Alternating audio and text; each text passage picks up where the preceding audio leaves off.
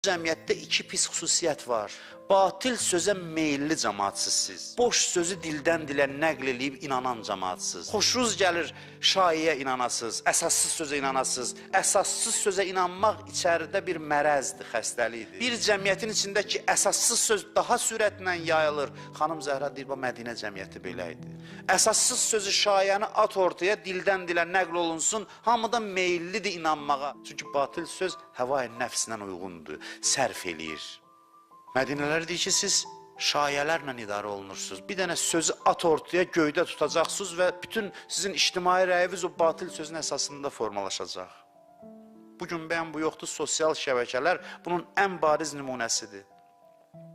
Mən dəfələrlə görmüşəm, bizim dövlətə, xalqa, millətə zidd olan sözləri xaricdən özünü azadlıq beşiği adlandıran dövlətlərdən elə mahir şəkildə onların əl-altıları vasitəsilə tamam əsassız bir sözü necə yeridiblər və dildən dilə ötürülüb və insanlar onu tirajlayıb.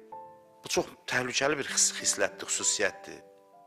Batil sözə tələsməyən cəmaat olsa məsum qərib olmaz.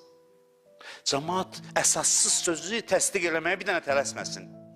Batil sözə tələsən cəmaatın içində haqq söz eşidilmir. Bu cəmiyyət özü ilə məşğul olmayan cəmiyyətdir. Tərbiyə almayan cəmiyyətdir. Şayə deyən kimi bir-birinə baxır, gördün? Nəyi gördün? Gördün mən deyirdim, şayəni belə göydə tutur. Bu yandan düz söz deyirsən, deyir, nə bilim valla. Dəlilün nədir buna? Ay namərd, o batil sözə şaiyə dəlil istəyirdin.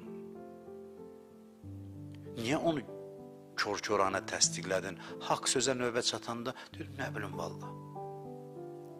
Mədinə cəmiyyəti bax bu idi. Bunu gərək araşdıraq ki, belə bir cəmiyyət səbəb olur ki, Həzrət Fatimənin səsi qulaqlara çatmasın. Xanım Zəhra nə gözəl danışıb, nə mahir şəkildə o cəmiyyəti tərif eləyib. Deyir, ay cəmiyyətə zərbə vuran, pis işlərə göz yuman cəmaat. Bu da ikinci xüsusiyyət. Bəzi işlər var, ona göz yummaq lazımdır. Görməməzliyə vurmaq lazımdır. Övlad tərbiyəsində bizə deyiblər ki, göz yum övladının səhvlərinə. İki dost arasında bir şey olanda deyir ona göz yum. Biz göz yummuruq, şişirdirik. Sən mənə niyə belə dedin? Sən niyə orada belə elədin? Göz yummaq lazım olan yerdə göz yummuruq. Göz yummamaq lazım olan yerdə göz yumur. Bu bizə aid deyil. Bizim cəmiyyət, mən bu gün də dedim, şükür olsun Allaha, bu dövrdə göstərdi özünü ki, bizim cəmiyyət doğrudan da yaxşı sözlərə layiqdir. Amma yanında nöqsanları da var.